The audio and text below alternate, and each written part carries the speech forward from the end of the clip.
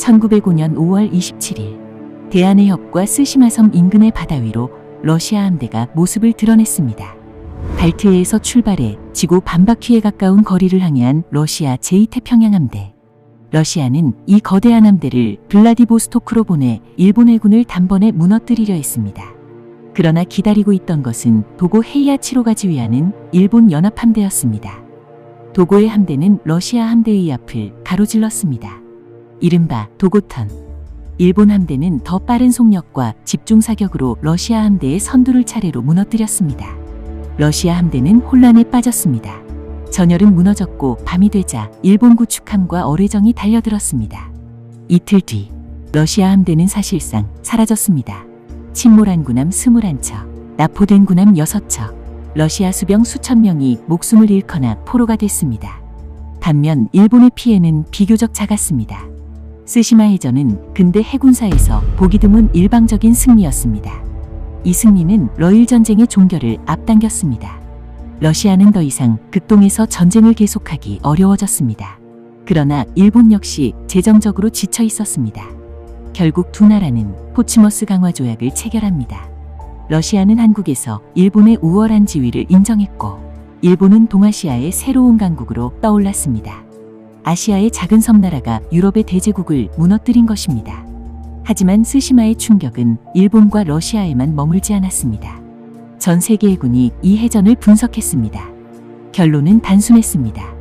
더 멀리서 먼저 발견하고 더 빠르게 움직이며 더 강력한 대구경함포를 한꺼번에 쏘는 함대가 승리한다. 당시 전함에는 크기가 서로 다른 여러 종류의 함포가 섞여 있었습니다. 그러다 보니 문제는 포탄이 떨어지는 위치를 관측하기 어렵다는 점이었습니다. 큰 포와 작은 포가 동시에 발사되면 어떤 포탄이 어디에 떨어졌는지 구분하기 힘들었던 것이죠. 그렇다면 차라리 강력한 대구경함포만 집중적으로 배치하면 어떨까? 스시마 해전은 이러한 주장을 더욱 강하게 만들었습니다. 그리고 1906년 영국은 HMS 드레드노트를 진수합니다. 강력한 대구경함포를 통일하여 배치하고 증기터빈을 이용해 빠른 속력을 확보한 혁신적인 전함. 드레드노트의 등장과 함께 기존 전함들은 순식간에 구식이 됐습니다. 그렇습니다. 세계는 거함거포주의의 시대로 들어간 것입니다.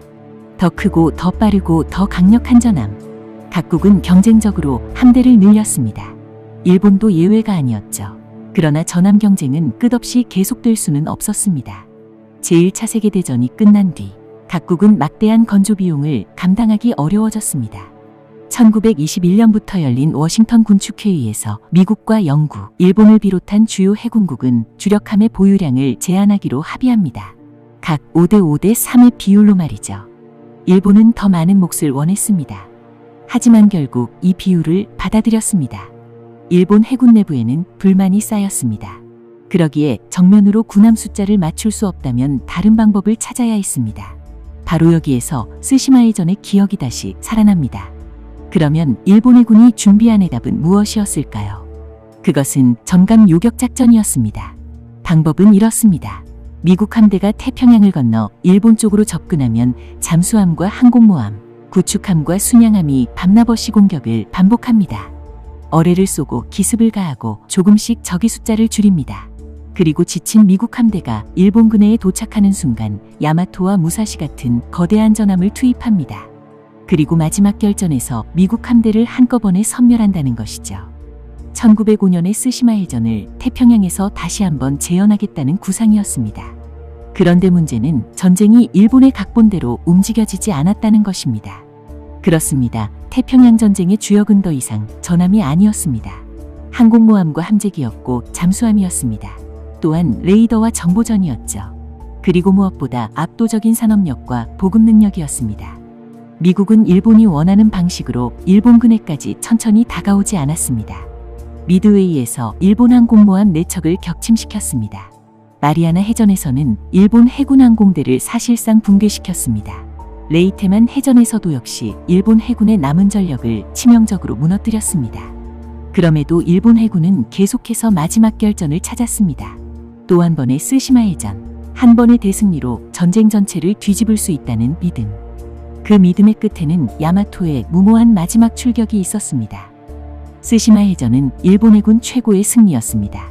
하지만 동시에 가장 위험한 성공 경험이었습니다. 그렇습니다. 일본은 쓰시마에서 정확한 교훈을 얻지 못했습니다. 변화하는 전쟁에 적응해야 한다는 교훈이 아니라 과거의 승리를 반복하면 된다는 믿음만을 얻었던 것입니다. 그리고 그 믿음은 거대한 전함과 함께 바다 밑으로 가라앉았습니다. 역사에서 승리는 언제나 좋은 스승이 아닙니다. 패배는 약점을 보여주지만 압도적인 승리는 약점을 감춰버립니다. 1905년 쓰시마에서 승리한 일본 해군은 자신들이 무엇을 잘했는지는 기억했습니다. 하지만 세상이 얼마나 빠르게 바뀌고 있는지는 끝내 보지 못했습니다. 쓰시마 해전, 일본을 강대국으로 끌어올린 승리, 그리고 40년 뒤 일본을 패망으로 몰고 간 승리의 저주였습니다. 근대 힘으로 무장한 전함들이 최초로 벌인 대규모 해전인 쓰시마 해전. 제1차 세계대전의 유토란트 해전이 있기 전까지 쓰시마 해전은 사상 최대 해전 타이틀의 주인공이었습니다. 이전에도 이후 10년 동안에도 이런 대규모 해전은 없었습니다. 그리고 쓰시마 해전은 세계 해군 군함의 역사를 전혀 새로운 방향으로 흘러가게 만들었습니다. 그것은 어마어마한 배수량, 고속기동력, 대구경 함포뿐만 아니라 선체 곳곳에 소규모 부포를 빽빽히 우겨넣는 기형적인 현상들로 나타났었죠. 그리고 쓰시마 해전 이후 변화된 해전의 패러다임을 확인한 영국 근대 해군의 아버지 존 피셔 제독은 이 해전에서 영감을 받아 신개념 전함의 아이디어를 구체화하게 됩니다. 그것이 바로 전 세계에 충격과 공포를 안겨준 드레드노트급 전함의 탄생이었죠. 그리고 이것은 곧 제1차 세계대전 후 국제사회의 새로운 질서를 창출한 군축조약이라는 헤게모니의 변화에 대한 기원이 됩니다.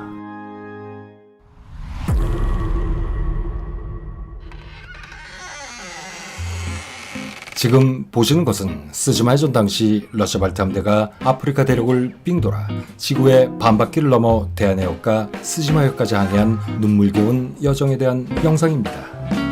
마치 대항해 시대 탐험가들의 항해 루트 같습니다.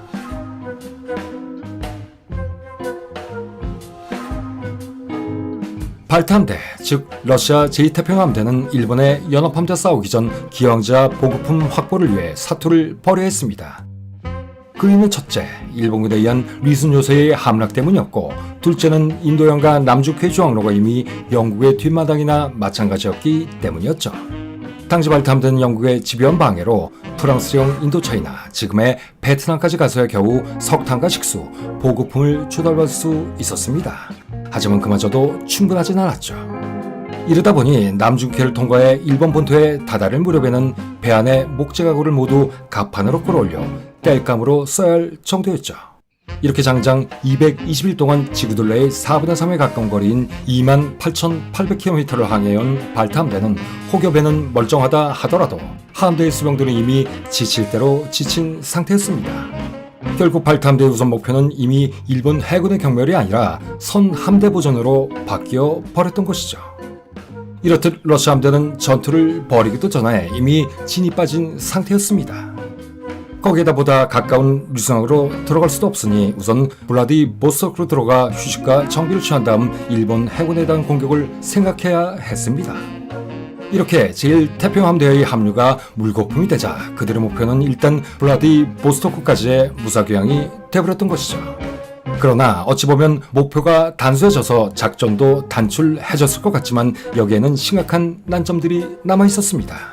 바로 보급품과 연료의 조달, 그리고 일단 일본 해군을 피해 블라디보스토크까지 갈 수 있는 항로의 선택이었던 것입니다. 그러면 여기서 해전에 참가했던 러시아 군함들 사진을 한번 보시겠습니다.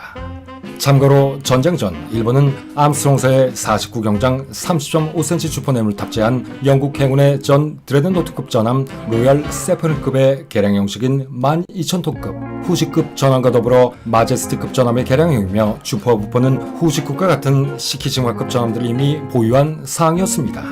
이에 따라 러시아 해군도 당시 열공의 전함과 비교해도 손색이 없을 정도의 전함을 건조하기로 계획하고 만재 배수량 11,500톤의 최대 16노트의 속력을 발휘하며 일본 해군과 마찬가지로 49경장 30.5cm 2연장 함포를 채용한 전함들을 건조했습니다. 당시 이 전함들에 설치된 함포의 성능은 331.7kg의 포탄을 양각 15도에서 14,640m까지 날릴 수 있으며 5,490m 거리에서 201mm의 현측 장갑을 관통할 수 있는 수준이었습니다. 거기에다 6,940km의 양호한 항속거리도 가지고 있었죠. 하지만 이들 페트로 파블로스크, 폴타바, 세바스폴 등의 전함 세척은 1897년부터 차례로 취역시키자마자 당시 갈등이 고조되고 있던 일본에 대항하기 위해 리순에 배치됐었습니다. 하지만 이 세척 모두 일본 함대와 본격적인 전투에 투입되기도 전에 리순에서 전부 잃은 상태였었죠. 그러나 러시아는 이들 최신의 전함 세척을 손실했었음에도 발트함대의 전체 기함인 전함 크냐지 소보로프를 필두로 전함 임페라토르 알렉산드르 3세, 보르디노, 오렬, 오슬랴바, 시소이 벨리키, 나바린, 임페라토르 니콜라이 1세, 게네랄 아드미랄 아프라크신, 아드미랄 우샤코프, 아드미랄 세니아빈 등을 보유하고 있었고 순양함으로 올레크, 아브로라, 드미트리 돈스코이, 블라디미르 모노마프, 아드미랄 나키모프, 이즘루트, 오로라, 스페틀라나, 알마즈, 잼츠크, 우랄 등을 장비하고 있었습니다. 그리고 당시 러시아에서는 어뢰정이라 부르던 구축함으로 부이누이, 베도부이, 부이스트리, 브라부이, 그로즈누이, 그로무키, 보도르이, 브레슈 자시, 베즈루 표슈니 등을 운영하고 있어서 당시 발트함대는 보조함정 포함 총 45척 이상을 전개시키고 있었습니다. 이는 성능이야 어찌됐든 수량면에서는 일단 일본 연합함대를 압도하는 규모였었죠. 잠시 언급할 일본 연합함대의 규모와 비교했을 때 여러분들도 그 차이를 확연히 느끼실 수 있으실 겁니다. 하지만 앞서 언급한 바와 같이 발트함대는 장거리 운항에 따른 보급 부족과 수병들의 피로도에 의한 심각한 사계 저하로 이런 어마어마한 전력을 보유했음에도 불구하고 함대의 전투력은 상당히 약해져 있었습니다.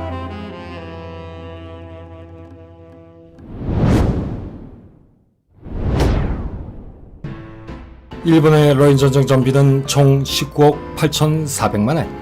당시 영국과 미국의 10여 엔을 지원하긴 했지만 영국과 미국도 한계가 있었습니다.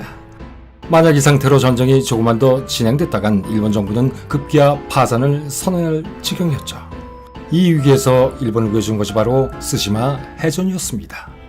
스시마 해전 덕분에 사실상 러일 전쟁은 끝이 났던 것이죠.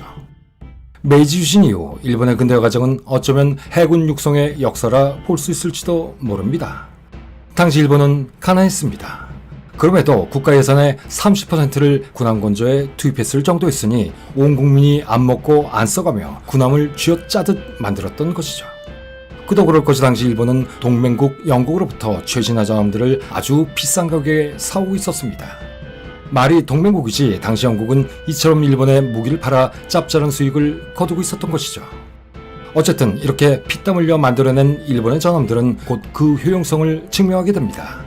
그리고 이때 영국으로부터 전수받은 영국 해군의 하드웨어, 소프트웨어는 훗날 일본 해군의 도약에 발판이 되죠. 그러면 이번엔 당시 일본 연합함대의 면모를 사진으로 한번 보시겠습니다.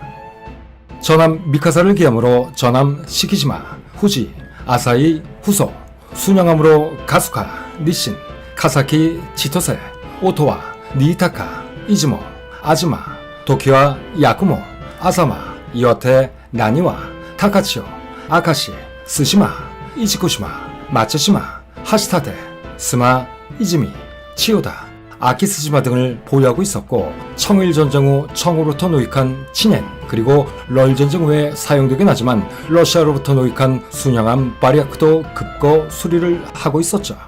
그러나 연합함대의 주력이었던 이들 순양함들은 숫자는 그런대로 많았다지만 대부분 이미 구식화되어 있었습니다. 여기에 일본 연합함대는 다소 많은 구축함을 보유하고 있었는데 시라누이, 하루사메, 후보키, 아리아케, 아라레, 야마비코, 아카츠키, 고후, 덴, 카이세리, 아케보노, 시노노메, 우스구모, 가스미, 사자나 미쿠모, 아사기리, 무라사메, 하쿠운, 아사시오, 고우쿠모, 유기리, 가케로, 하야부사, 시라쿠모, 시라타카 등으로 구성되어 있었죠. 하지만 이 역시 대형 함정을 동원한 집중 요격 전술과는 다소 거리가 있는 프랑스 해군으로부터 전수받은 빠른 기동을 통한 요격 전술에 입각한 흔적들이었습니다. 어쨌든 발트함대가 마다가스카르에 머무르고 있던 1905년 1월 리순 요새를 함락하고 나서 일본 연합함대 사령장관 도고 헤이아치로는 한숨 돌릴 새도 없이 함대가 1년 동안 사용할 포탄을 단 10일 동안의 연습 자격에 다 소모할 정도로 준비를 철저히 하고 있었습니다. 당연히 도고는 발트함대가 블라디보스토크에 들어가기 전 이를 무조건 격파해야만 승산이 있다고 보고 있었습니다. 지구 반바퀴를 돌아온 함대가 정상적 일리는 없다. 보급에도 문제가 있었고 선박들도 정비가 필요하겠지만 그런 문제는 블라디보스토크 입항 이전에는 절대 해결될 수 없다. 즉 블라디보스토크 입항 이전에 러시아 함대와 조우할 수만 있다면 러시아 함대를 악조건 속에 빠뜨려 싸울 수 있다는 것이었습니다. 이렇듯 일본 함대는 전력은 약했지만 당시 최선의 조건에서 교전이 가능하다는 이점이 있었던 것이죠. 이는 당시 전세계 군사 전문가들의 정세 분석과도 동일했습니다. 만약 발트함대가 블라디보스토크로 들어가는 순간 일본은 러시아의 전쟁에서 절대 이기지 못한다. 표테르 1세 이후 100년간 막강한 해상 전력으로 군림해온 발트함대. 즉 수병들의 숙련도는 세계 최강 영국 해군과 비견될 정도였고 당시 직원이었던 로제 스티펜스키 중장 역시 당시 최고의 해군 제독 중 한 명이었습니다. 220일간의 항해 동안 단 한 척의 낙오도 없이 1만 6천 해리를 달려왔다는 것만으로도 알 수 있듯이 그의 지휘력은 탁월했었죠. 지노비 페트로비치 로제 스티펜스키 제독. 그는 크림 전쟁에도 종군했으며 영국의 해군 무관으로도 파견되어 근대 해군에 대한 이해도도 높은 편이었습니다. 이후 주요 해군 관련 행사에 늘 참여하여 함포 사격 시범이나 해성 기동 훈련 등을 선보여 짜레의 눈에 들었던 인물이었죠. 거기에다 당시 부정부패가 만연해 있었던 러시아 군부의 행태와는 달리 그는 개인적으로 매우 청렴하였고 공공한 부하들에게 자기 봉급을 일부 떼어줄 정도로 부하들을 지극정성으로 아꼈기 때문에 그에 대한 수병들의 존경심 또한 상당히 높았습니다. 그러나 그는 당시 이 작전에 대해선 매우 부정적인 시각을 가지고 있었죠. 다소 낡고 장비가 온전치 못한 함정들을 이끌고 원정을 떠나기엔 상당한 무리가 따를 것이라고 판단했기 때문이었습니다. 하지만 그간 자신을 정했던 니콜라이 2세의 부탁과도 같은 완곡한 명령을 결코 그는 거스를 수 없었습니다. 어쨌든 혹독하리만치 긴 항해로 당시 발트함대는 극도로 지쳐 있었습니다. 이 상태로는 전투는 고사하고 블라디보스토크까지 항해도 자신할 수 없었던 것이죠. 그렇기 때문에 만약 이 상태에서 일본 해군과 전투를 벌인다면 상당히 불리할 수밖에 없을 것이라는 건 누가 봐도 자명한 사실이었습니다. 이에 이들 앞에 놓인 선택지는 단 하나. 일단 어떻게 해서든 일본 해군을 피해 블라디보스토크에 입항하는 것 뿐이었죠. 하지만 문제는 일본 해군이 이를 가만히 지켜보고만 있을 리 없다는 것이었습니다. 당시 발트함대가 블라디보스토크로 갈 수 있는 항로는 3개였습니다. 첫 번째, 한국과 일본 사이의 스즈마 해협. 두 번째, 혼슈와 홋카이도 사이의 스가루 해협. 그리고 세 번째, 홋카이도와 사할린 사이의 소야 해협이었죠. 이 3개의 항로, 이 중 어디로 가야 할지 막막하기 그지없었습니다. 그러나 이에 대해 당시 일본 해군에도 딜레마가 있긴 마찬가지였죠. 앞서 보셨듯이 당시 일본 해군도 이 3개의 예상 항로를 다 틀어막을 전력은 없었던 것입니다. 만일 예상 항로를 모두 방어하겠다고 함대를 쪼갰다가는 발트함대에게 각계 격파당할 확률이 매우 높았기 때문이었죠. 다시 말해 일본도 이 3개의 예상 항로 중 하나를 골라서 모든 전력을 투입해 발트함대와 일전을 벌여야 했던 것입니다. 이때부터 러시아 함대와 일본 함대는 치열한 두뇌 싸움을 해야 했습니다. 당시 발트함대의 참모와 주요 지휘관들은 3개의 대안을 놓고 안전하게 소야 해협으로 가야 한다. 아니다. 적의 허를 찌르는 강행 돌파야말로 성공할 확률이 가장 높다. 그렇기 때문에 반드시 스가르 해협을 통과해야 한다. 라며 갑론을박을 벌이고 있었습니다. 하지만 결국 발트함대는 대한해협, 스지마 해협을 지나가는 항로를 선택하게 됩니다. 그 이유는 연료사정과 수병들의 피로도를 고려한다면 블라디보스토크까지 최단거리를 선택하는 편이 가장 합리적이었기 때문이었죠. 반면 일본 해군도 발트함대가 연료 확보에 실패했다는 것을 잘 알고 있었기 때문에 석탄 보급선을 추적하는 데 열을 올리고 있었습니다. 연료에 연동될 발트함대의 예상 항로를 예측하기 위해서였죠. 하지만 이런 일본의 추적에 로제스티펜스키 제독도 기만책을 사용합니다. 함대 일부를 빼내 상선 단속 활동을 벌이며 일본 해군의 신경을 분산시키려 했던 것이죠. 어쨌든 당시 일본 해군은 발트함대가 최단 거리긴 하지만 위험한 대한해협 스시마 해협이 아닌 보다 안전하게 소야 해협으로 진화할 것이라고 가닥을 잡고 있었습니다. 그러나 모든 참모들이 소야 해협으로 의견을 모아가는 그때 스시마 해협 항로를 주장한 이가 있었습니다. 그것은 바로 연합함대 사령장관 도고 헤이아치로 제독이었죠. 그는 발트함대는 220일간 16,000회리를 달려온 함대다. 그러기에 일단 최단거리 항로를 염두에 둘 수밖에 없을 것이다. 아울러 그들의 허에 허를 찌른다는 전략성의 술책도 고려해야 한다. 거기에다 대한해협 스즈마요의 두 곳은 일단 길에 의한 방어도 하고 있었기에 도고 제독은 이곳을 전투의 정지로 낙점하고 아니 희망하고 있었습니다. 그러나 시간이 지나도 러시아 함대는 나타나지 않았고 도고는 자신의 판단에 의구심을 품게 됩니다. 발트 함대가 다른 항로를 잡은 곳이라 판단하기 시작했던 것이죠. 이에 도고는 대번영의 함대 이동 효과를 요청하기 시작했는데 이때 이런 첩보가 들어옵니다. 러시아 함대의 석탄 보급선이 상하이에 입항했다. 이것은 일본을 미소짓게 할 첩보였죠. 상하이에 석탄 보급선을 보냈다는 것은 즉 발트 함대가 자신들에게 유리한 대한해협 스시마 해협 항로를 택했다는 것이었죠. 이렇게 러시아와 일본의 운명을 건 스시마해전은 시작됩니다.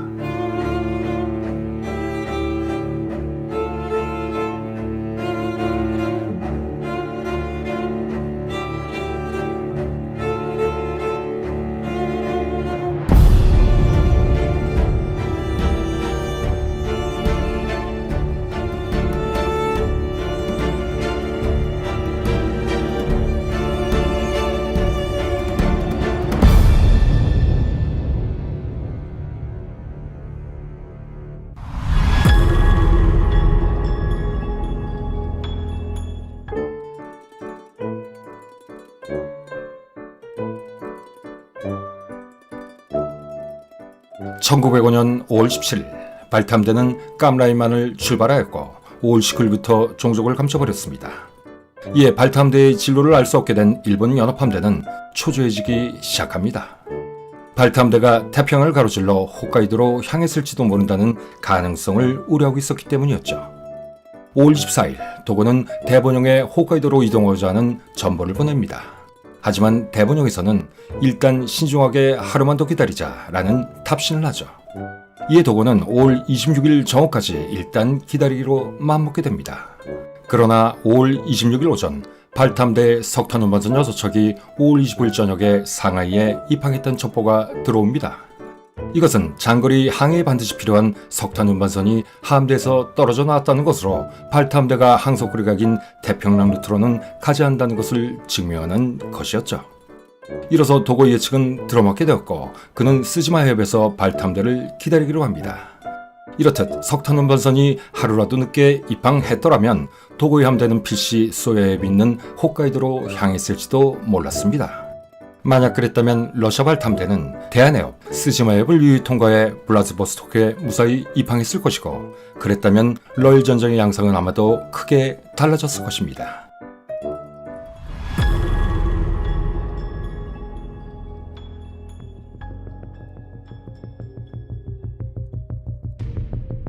(5월 25일) 대한해협 근처 발트함대는 속도를 늦추고 무선 침묵을 한 상태에서 천천히 해협을 향해 진입합니다. 때마침 짙은 안개도 끼어 있어서 안개와 어둠을 틈탄다면 무사히 해협을 빠져나갈 수 있을 것처럼 보였습니다. 이때까지만 해도 행운의 여신은 러시아 편에 있었던 것일까요? 그러나 언제나 그렇듯 모든 이야기의 발단은 사소한 실수로 시작되고 또 끝이 난지도 모르겠습니다. 5월 27일 새벽 2시 18분 발트함대의 병원선 오레로가 짙은 안개 속에서 조타등을 켰습니다. 그리고 이것이 결정적인 실책이 되죠. 모든 함대가 등화근제를 하며 항해를 하던 때 이 조타등은 마치 등대 불빛과도 같이 선명히 보였을 것입니다. 그리고 곧 이비스는 일본 해군 경순양함 시나노마루에게 발견되고 맙니다. 눈에 불을 켜고 발트함대를 찾던 일본 해군에게 이 작은 등불은 곧 승리로 가는 길잡이가 되어주었던 것이죠. 이에 신호와 마루는 이 등불들을 끈질기게 따라붙었고 이윽고 새벽 4시 드디어 대규모 러시아 함대가 오노토의 속도로 이동한 것까지 확인합니다. 그리고 4시 28분 시나노 마루는 본대에게 적 함대 발견, 적 함대 203 지점에서 나타남이라고 타전합니다. 이어 시나노 마루는 원래는 칠레 해군 소속이었던 방호 순양함 이즈미와 교대한 후 자신의 임무를 100% 달성하고 현장을 이탈하죠.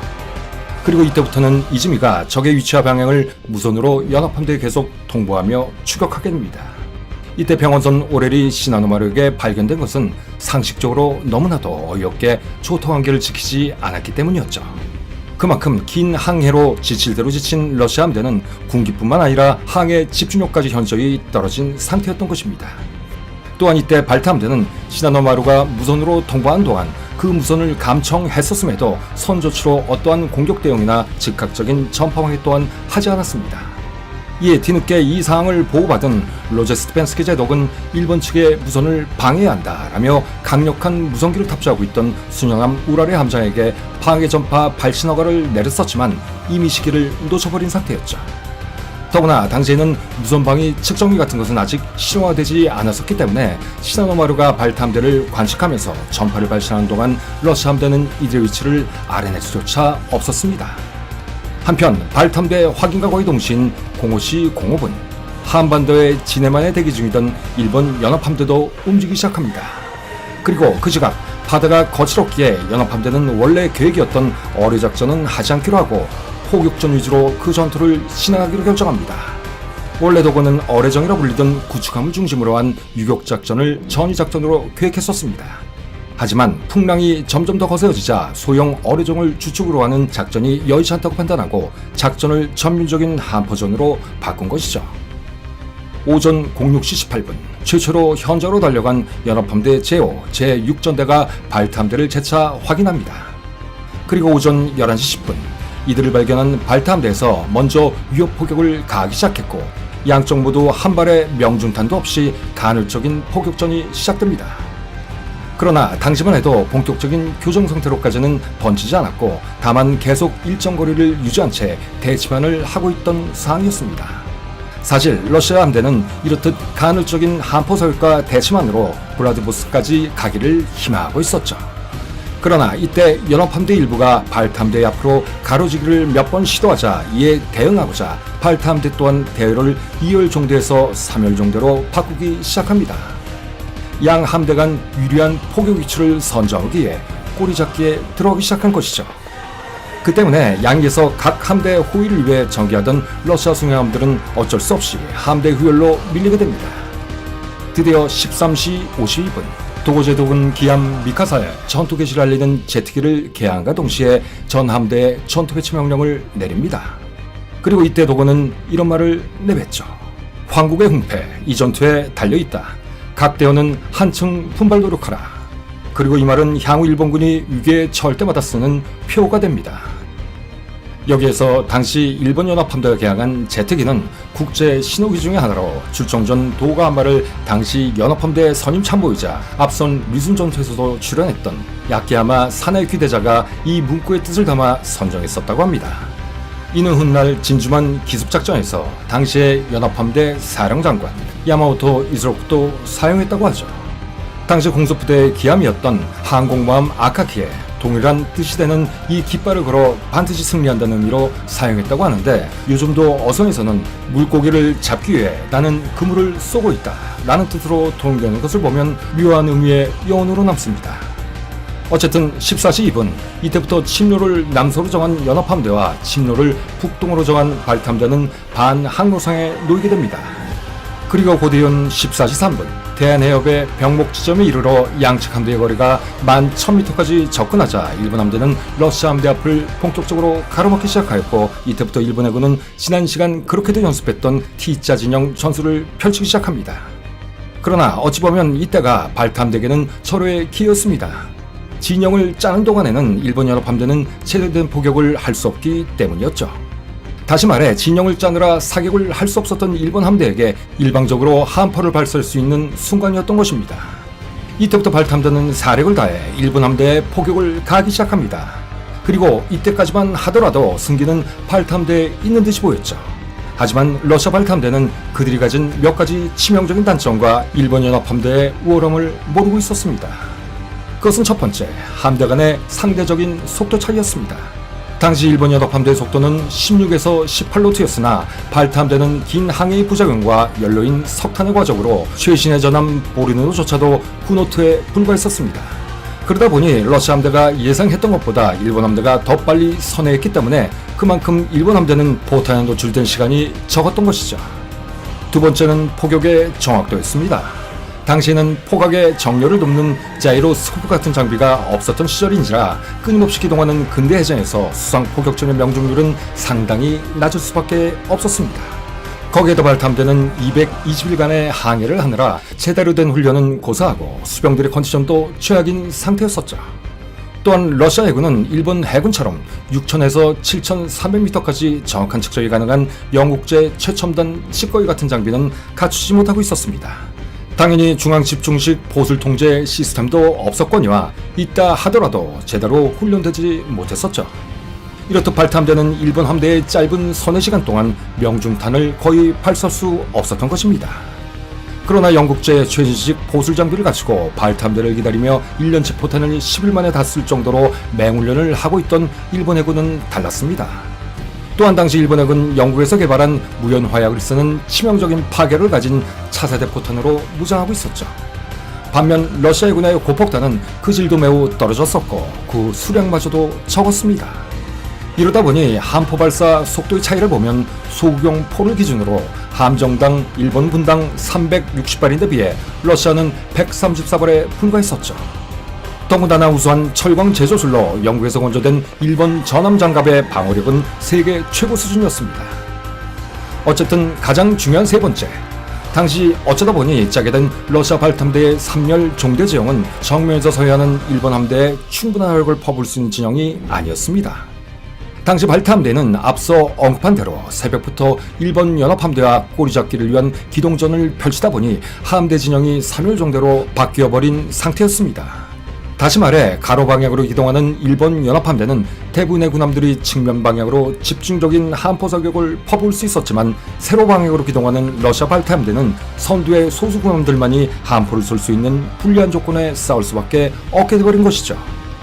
이렇듯 일본 연합함대의 진영 교란 전술에 말려들어 화력 집중이 어려운 종대 진영의 상황에 빠져버린 러시아 함대는 일본 함대의 T자 진영 앞에 속절없이 놓여버리게 된 것이었습니다. 반면 도고제독의 연합함대는 놀라운 기동력으로 불과 5분 만에 함대를 T자 진영으로 짜버렸고 함대의 모든 전투함들이 모든 함포를 동원하여 한 방향으로 사격을 집중할 수 있는 진영으로 세팅을 끝내버린 것입니다. 다시 14시 8분 상황으로 돌아가 어덕거리가 8,000m에 다다르자 도고는 오른손을 높이 들어 왼쪽으로 반을 그리는 모습을 보였고 선두에 있던 기함 미카스를 비롯한 전함대가 크게 좌연으로 돌아 러시아 발탐대 앞에서 대반전하는 일명 도고톤의 기동을 시작합니다. 그리고 그 이후 일본 연합함대의 일방적인 학살이 시작되죠. 1차로 목표가 된 것은 발탐대의 기함 수보로프였습니다. 당시 발탐대의 모든 핵심 지휘관과 참모들이 타고 있던 수보로프는 집중포를 받고 말았고 함교에 포탄이 명중하자 발탐대의 수뇌부는 모두 몰살해버리고 합니다. 이때 함대사령관 로제스티펜스키 제독도 중성을 입고 구축함 부이나르로 옮겨지고 말았고 이후 지휘권을 넘겨받은 네보카토프 제독은 다음날 무조건 항복을 해버리죠. 가장 먼저 침몰한 전함 오즐레아바 그리고 수보로프를 격점시킨 이후부터는 스즈마 해전은 일본 해군의 동무대가 됐습니다. 그리고 결과는 참혹하기 이를 데 없었죠. 43분 만에 끝난 전투에서 총 38척의 러시아 전투함 가운데 전함 6척, 순양함 3척을 포함해 19척이 격침돼 버렸고 주력 전함 오렬, 니콜라이 1세와 해방전함 아드미랄 아프라크슨, 아드미랄 세냐빈 등을 포함해 7척이 항복해버렸습니다. 반면 일본 해군의 공격을 피해 간신히 블라디보스토크에 도착한 함정은 순양함 이집루트 한 척과 어뢰정이라고 불리던 구축함 2척뿐이었죠. 그리고 후방에서 전개하던 나머지 3척의 순양함 올레크, 오로라, 알마시는 아예 항로를 받고 미국령 필리핀의 마닐라항으로 피신해 그곳에서 억류돼 버립니다. 그리고 며칠 전 상하이에 입항했던 석탄, 보급선 등과 같은 기타 소소한 지원함들은 다시 상하이로 도망쳐버렸죠. 러시아는 인명피해도 상당히 있는데 전사자만 5,045명에 2명의 제독을 포함해 포로는 7,282명에 달했습니다. 여기에 제대로 확인도 되지 않는 부상자는 직회조차 할 수 없었죠. 이에 반해 일본 연합함대는 겨우 구축함, 즉 어리정 2척만을 잃고 116명 전사, 부상 538명만이 발생한 정도였습니다. 결국 오후 7시 40분 발탐대의 잔전함들이 모두 도망치고 어둠이 깔리기 시작하자 이날의 전투는 종결돼 버립니다. 물론 다음날 주력 전투함이었던 순양함과 바톤 체인지를 한 일본 구축함에 의해 5월 28일까지 울릉도와 독도성까지 추격전이 계속 펼쳐졌었지만 말이죠. 이때 마지막으로 러시아 순양함 돈스코이오가 울릉도 앞바다에 침몰하면서 스즈마의 전은 완전히 막을 내리게 됩니다. 이렇듯 스즈마의 전은 최초 5분 동안의 선회, 뒤은 수보로프에 대한 집중 포격으로 시작해 43분 만에 축구로 따지자면 전반전 휘슬이 풀리기도 전에 사실상 결판이 나버렸습니다. 일본 연합함대의 압도적인 승리였었죠.